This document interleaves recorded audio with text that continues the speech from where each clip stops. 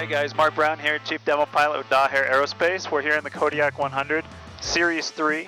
Today I'm going to walk you guys through how spectacular the GFC700 Autopilot system is in the Kodiak 100 Series 3.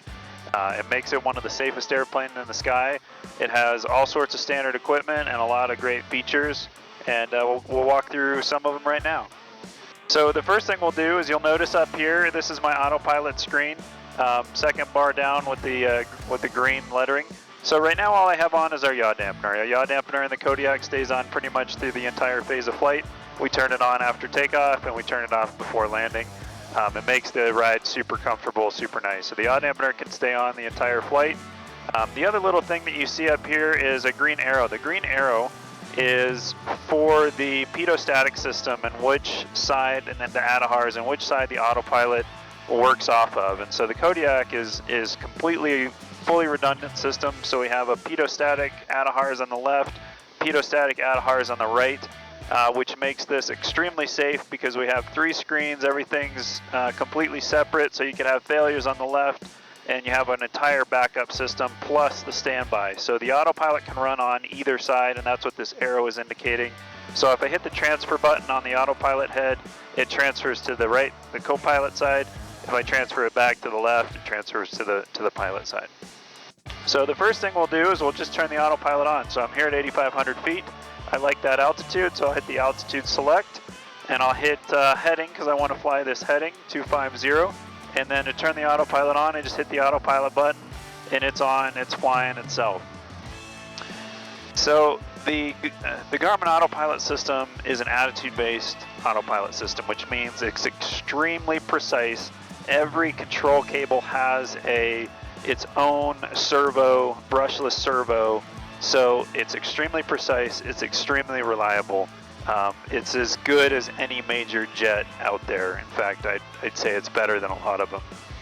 And so we have your standard functionality, which I'll quickly go through. We have the heading mode, we have an approach mode, and this is for roll, this is aileron control. We have nav mode, so you can track a GPS. We also have a back course. On this autopilot head, we have the heading and the course selector to be able to change either one of those. We also, moving to the left, and it corresponds with this bar up here, we have your flight director on or off. So if you don't have the autopilot on, but you still want the flight director on, that's how you control that. I also have a bank limiter button right here. This is that transfer button I talked about, the autopilot on button and the yaw dampener on button. On the right side, so this is pitch mode, elevator control, you have altitude select, which is what we're currently on. We have vertical speed, so you can fly a vertical speed up, a vertical speed down. We also have flight level change, so you can fly a airspeed up or an airspeed down. And we also have a vertical navigation, so you can set in a vertical navigation profile and do step downs on an approach or things like that, which is fantastic if you're doing hard IFR and that kind of stuff. We also have an altitude select and of course 2 select here. So those are the standard features most autopilots have. What I'd like to talk about is the safety features that this autopilot has and demonstrate a couple of them. And so what we're going to do, the first thing we're going to do is show this level switch. So an interesting fact about the Kodiak, we were the first turboprop in 2004 to have a G1000 suite in a turboprop. So we did a lot of the testing, and Garmin did some testing on the Kodiak platform with the G1000 suite. The other interesting thing that we had were we were the first production turboprop to have this level switch, which a lot of people know it in other airplanes as a blue button, but basically what it does is if you're out of straight and level, you get disoriented with the autopilot off. If you hit this level switch, it brings you back to straight and level. So we'll demonstrate that now. So what I'm going to do is I'm going to simulate some disorientation. I'm going to turn the entire autopilot system off and say we're nose up and we're pitched over at night and we're not sure where we are, and we're going to hit this level switch. You'll see the flight director comes up, the autopilot comes on, level mode comes on both pitch and roll and brings you back to straight and level. This is an extremely important safety feature. We were the first turboprop to make this standard equipment on all airplanes since Series 1 2015 airplanes. and it's a feature that we're really proud of, and it comes on every single Kodiak. Okay guys, the next safety feature I want to display again, the autopilot's off, no yaw dampeners on. This has roll protection, so basically it's called ESP. So if we overbank or overroll the plane beyond 45 degrees or above, I think 20 some odd pitch degrees up or down, it will actually, the autopilot servos will help bring the plane back to a 30-degree pitch angle. So what we're going to do is we're going to simulate a turn beyond 45 degrees, and you'll see this double command bar right here will pitch over to 30 degrees, and the airplane actually helps me roll back to 30 degrees. And now once we're back to 30 degrees, the bars move back to 45. So that's what's called ESP. We also have the same with bank. So if I go all the way up beyond 30 degrees nose up or 25 degrees nose up, the yoke is actually helping me push that nose back down. So again, great safety features, just a nice little nudge on the control feel. If you get out of sorts, it helps you and reminds you that, hey, you're overbanking the plane or over pitching the plane. All right, guys, the next thing I want to demonstrate is what we have is overspeed and underspeed protection. Real quick definition of that is the autopilot won't allow the plane to go too slow or too fast. So the autopilot won't let you stall the plane. It also won't let you overspeed the plane. So what I'm going to do is I'm going to dial in an unattainable vertical speed rate at a very low power setting, and I'm going to go heading and autopilot on. So the autopilot's going to try to do 1,400 feet a minute. I've got the power pull back to idle.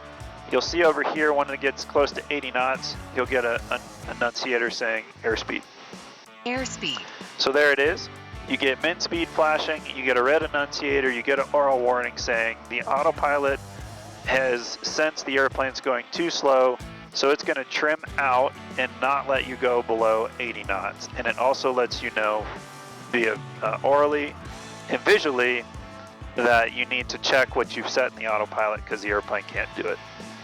And we'll do the same for going too fast as well.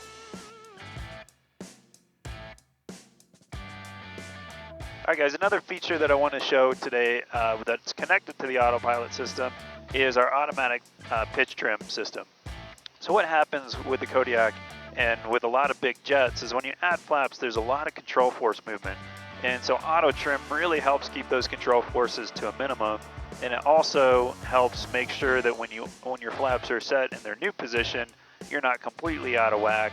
Usually you're adding flaps after takeoff or before takeoff, so it's a phase of flight where you want to make sure the airplane's always as easy to fly as possible with minimal control forces. So I'll just show you. I have no autopilot on, no yaw dampener on, airplane's trimmed out. I'll add a little bit of flaps. Again, you can see there's no hands on the trim wheel, no nothing. And so it starts to pitch up as you would expect when you add 10 degrees of flaps. Then the auto trim starts to run. Besides a little pitch, it brought me right back to where I want to be. So that's what the auto trim system looks like. I'll bring those flaps up, and again, nothing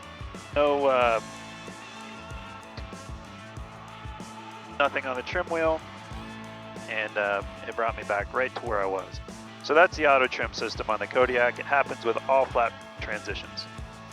Okay guys, the last thing I want to talk about today is the control wheel steering. It's this blue button right here on the control yoke, right next to our autopilot trim disconnect switch, which is red, and then we have our auto trim. This blue button is called control wheel steering. And so what that means is basically when you have the autopilot set, maybe you're flying VFR or something and there's a cloud that comes your way or you have to avoid traffic, you can just hit this control wheel steering. It disrupts the autopilot. You can manually fly around a cloud or whatever it is you're trying to avoid. And then when you let it go, you're not having to reset your autopilot, it just goes back to your previous setting. So instead of having to totally disengage your autopilot and then reset it, the control wheel steering allows you to just hit this button, steer around something, and then let it go, autopilot's back on. So I'll just demonstrate that. So I'll hit heading mode and altitude and autopilot yaw dampener on. So it's on, it's flying the airplane right now. Say there's a cloud coming in my way, I want to just steer around it, I come over here, I hit control wheel steering. On here, the CWS annunciator comes up. I can steer around, I can do whatever is necessary to get around that cloud. And then when I let it go, the autopilot comes back on and it goes back to the heading and the altitude that I was flying previously. That's the control wheel steering, part of the Garmin Autopilot in the Kodiak 100 Series 3. So, hope you enjoyed it. That's an overview of the safety systems on the GFC700 Autopilot with the G1000 NXI suite on the Kodiak 100 Series 3.